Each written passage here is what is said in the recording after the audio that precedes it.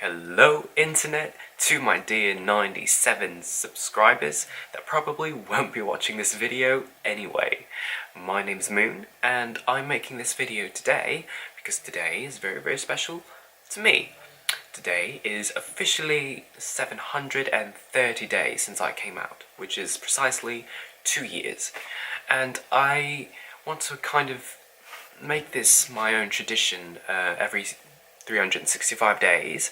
On December the 19th, which is the day I originally came out, I want to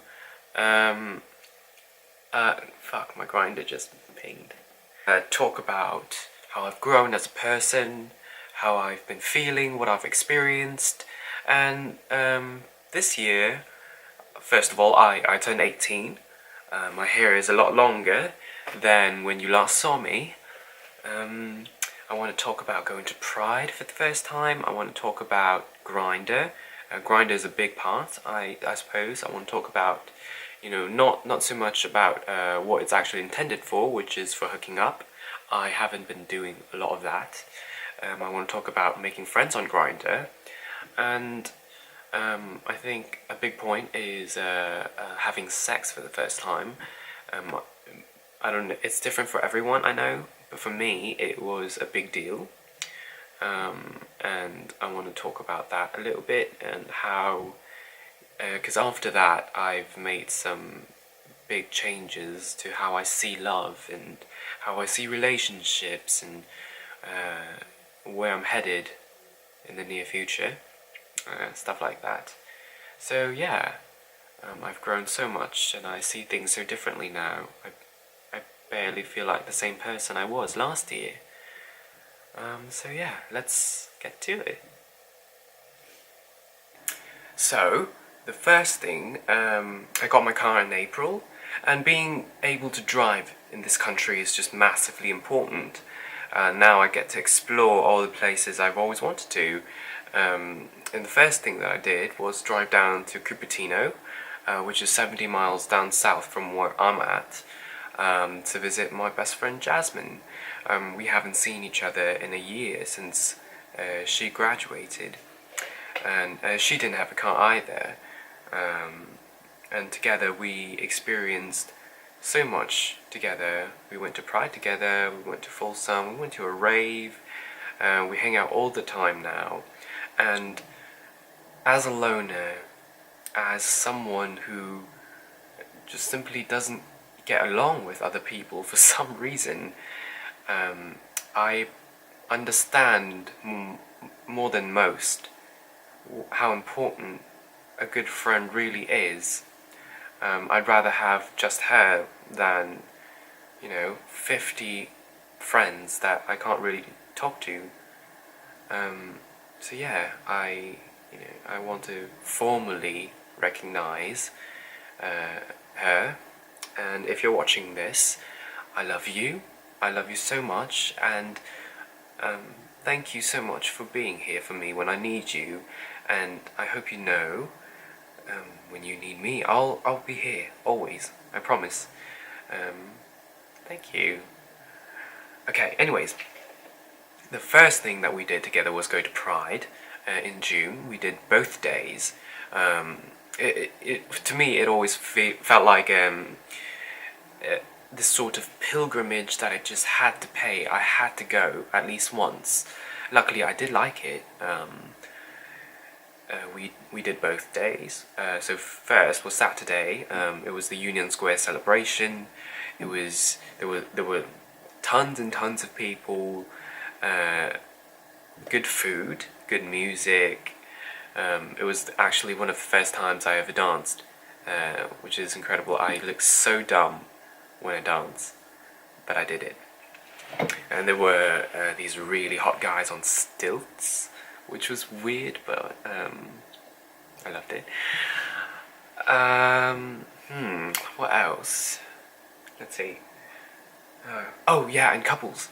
There were so many of them. I've never seen so many, guy couples in one place, and I've always had a thing for staring at couples. I know it sounds really creepy, I know, but I just love watching them kiss and hold hands and laugh together, and then I can daydream about being in a relationship myself and with someone that loves me and takes care of me and do things with me. Sorry, I always get carried off. We took the ferry on Sunday to go watch the parade. We only watched a part of it. And I remember the first group that I saw was this leather club, and they had all the gear on, harnesses and whips and all that. You know how it is. I think I've actually grown fond of the setup. I'm still not into leather-ish stuff myself sexually, but I've grown to have more appreciation for guys that look nice in it. And sometimes my thoughts would wander a little bit when I stare too long. I can definitely picture myself being into leather someday, but for now it's still a taste to be acquired. I'm working on it. Sorry, that was another side note. I think another thing that stood out to me was the political presence. I remember seeing this giant crowd of Clinton supporters in the parade, and there was a booth for them inside at the celebration. I personally, I really didn't care for it. I thought it was very shameful of both of them to infiltrate such a historic and meaningful event. Because before I went to Pride, I thought it was a day where we all come together to celebrate love, and only love, and diversity and equality and all that. I understand that the election cycle this year has been particularly stressful and chaotic, which is precisely why it shouldn't have been here. We all deserve a day or two to, get away from that and be happy together regardless of which political party we support. So, yeah, I feel like they should both feel shame for taking that away. And on top of that, I feel like the organizers of Pride should feel ashamed of themselves for letting this happen. That's another negative thing I have to say. So yeah, that was Pride for me, and I'm really sorry that I've said so many negative things about it. I have really mixed feelings about it, to be honest, because most of what I could have seen was just this degradation because of so many groups. They're trying to push their own agendas under the currents, and these groups of people that just come to drink and do drugs and don't really care about what Pride is, and taking Snapchats to show off how politically correct they are, straight people mostly. But I think it's still something worth trying, because I'm just being a bitch and I'm complaining, and you don't have to listen to a word I'm saying. I think it's still worth trying. If you've never been to San Francisco Pride, you should come someday and see for yourself. Maybe you really love it. Maybe you'll have a lot of fun. Because I did have fun. I did. It was just that I was there at Pride more for the history of it. I've heard so much about it, and I didn't feel the cultural essence of the event. It was more of a big party, which is fine if I was in the mood for it.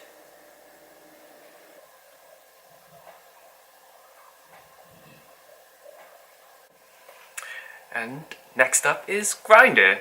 I'm excited about it because it's been such a big deal for me.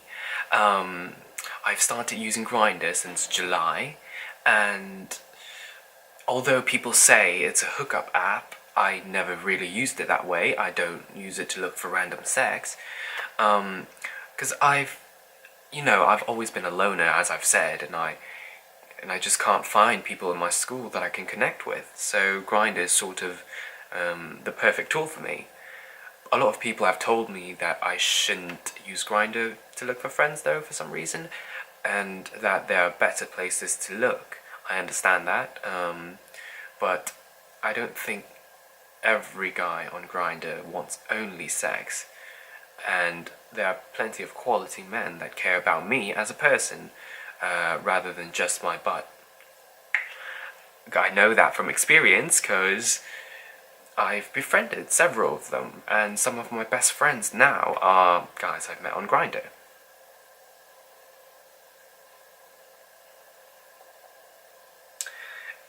And using Grindr takes away a lot of the guesswork. Unlike meeting some guy in school, I don't have to worry about getting my hopes up and then have him turn out to be straight. So that's another big reason as to why I do it, because you can reasonably assume that anyone you meet on Grindr is gay or bi or otherwise open to a male with male relationship, except for the, occasional straight guy looking for a blowjob.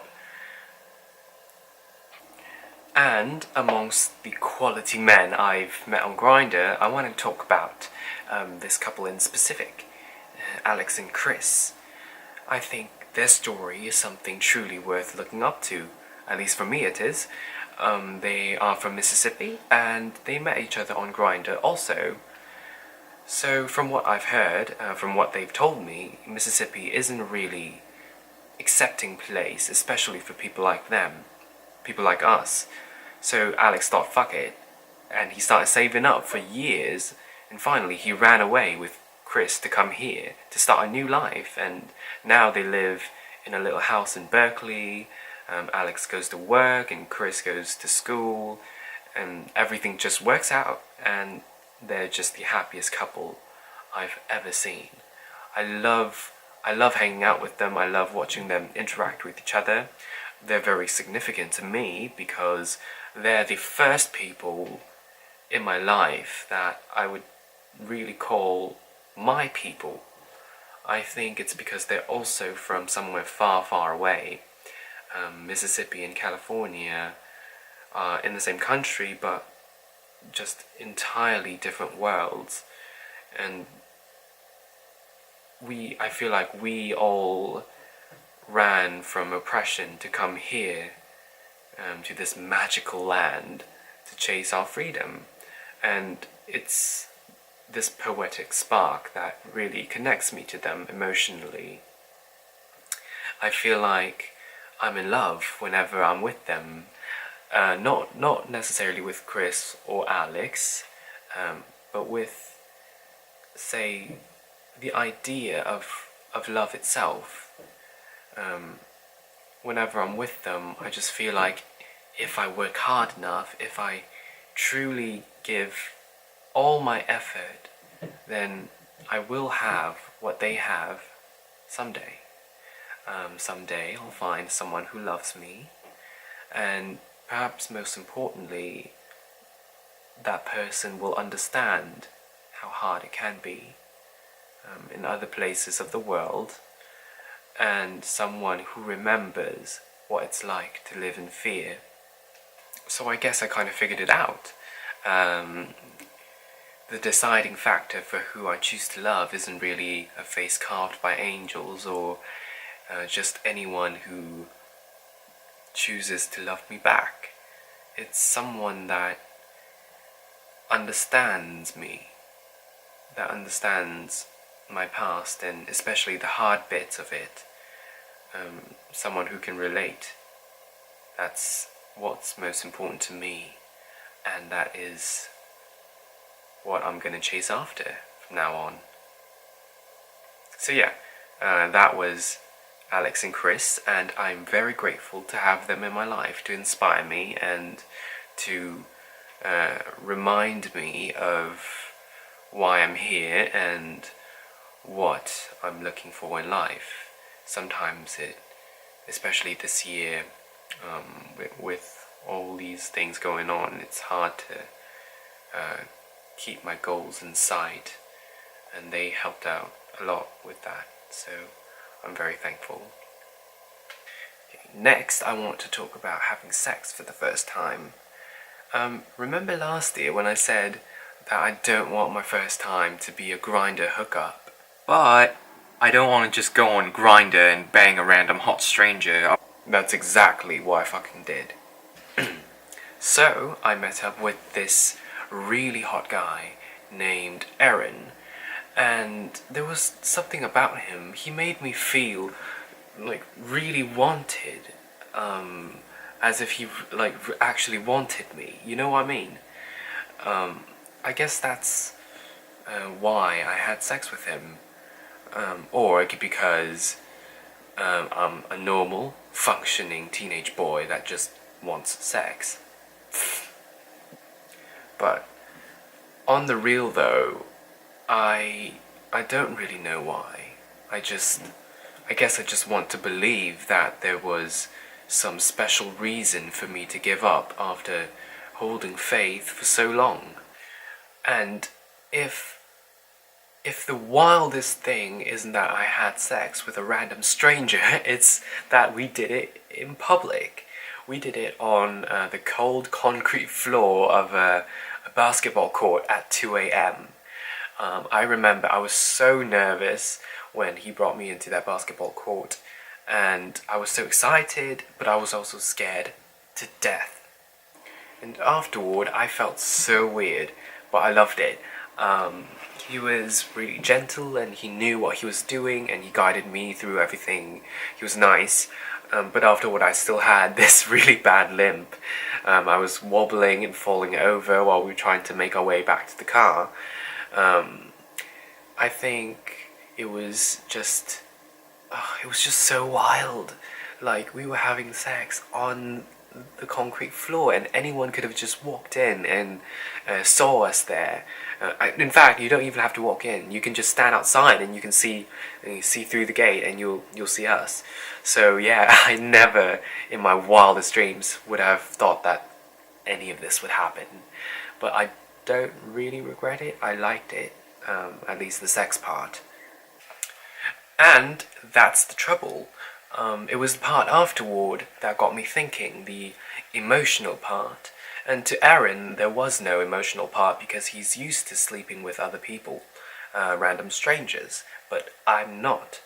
I spent years and years building this scene in my mind, me meeting my one and only, and I was always so sure that I'd be in love with whoever I have sex with, and that we'll be together. But after Aaron, I was really confused, and frankly, I was quite scared because I didn't love him. I will always remember him as someone very important to me, and someone who was significant to my development, but I just didn't feel this feeling that made my heart burst. In fact, I still don't know what I feel for him, even today. All I know is that it's not what I wanted, and it's just not what I hoped for. So yeah, after Aaron, I spent a lot of time thinking about my views on love and relationships.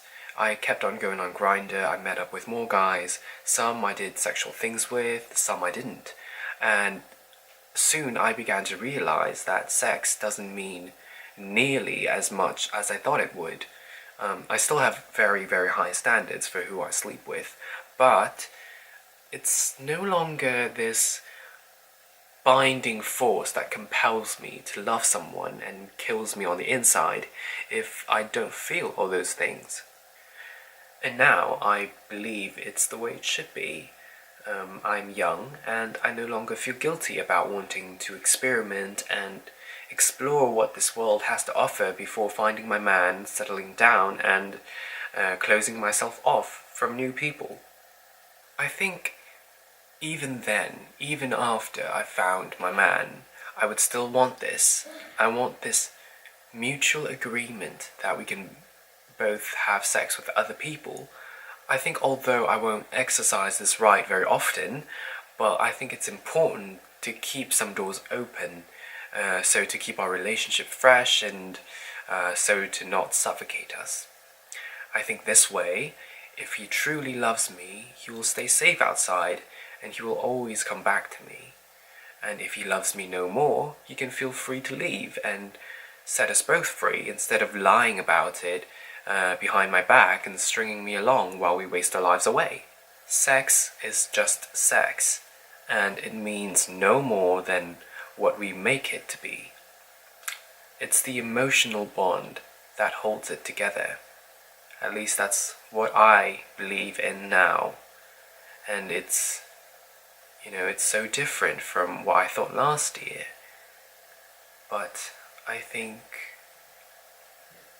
I'm more mature now because of it. Then came Folsom. I think it's a better version of Pride because the spotlight was shined on the people who came here to be whoever they wanted, to wear whatever they wanted. There was no straight people stealing the show. There was no Clinton, there was no Trump, there were no people pushing their agendas, and there were no people to remind you what's going to happen tomorrow. It was quite blissful. And all the kinky, nasty stuff that would have shocked me last year didn't faze me one bit. I guess that's a testament to how much I've changed this year. Now I feel free to stare at whoever I find attractive, in Folsom of course, and to compliment who I appreciated. I no longer feel the need to internally criticize people for what they're into, sexually or otherwise, and it feels great. I think this year is when I truly learned to be open to anything, and openness has always been the pride of this community. I think because I was judged for who I am and who I want to be, I should know better than anyone else than to do the same thing. I always knew that to be correct, but it took me a lot of time to truly believe it and to carry it out in my day-to-day life. So I understand if you are having the same struggles, if you know who you want to be and what you choose to believe in, but you can't really necessarily believe in it right now, I think as long as you try, you will get there, and it's okay to take time. So that was what happened in 2016. And thank you if you made it this far. I hope my story was at least somewhat relatable, and my story will not end here. Last year was about my sexuality and my identity. And this year was about my evolution into adulthood, and I can't wait to explore what next year will bring. Maybe I'll find love like I've always dreamed. Maybe I'll finally become a singer, or maybe I'll become a cocaine dealer. I guess the point is that I'll never know what to expect, just like how I didn't expect what happened this year.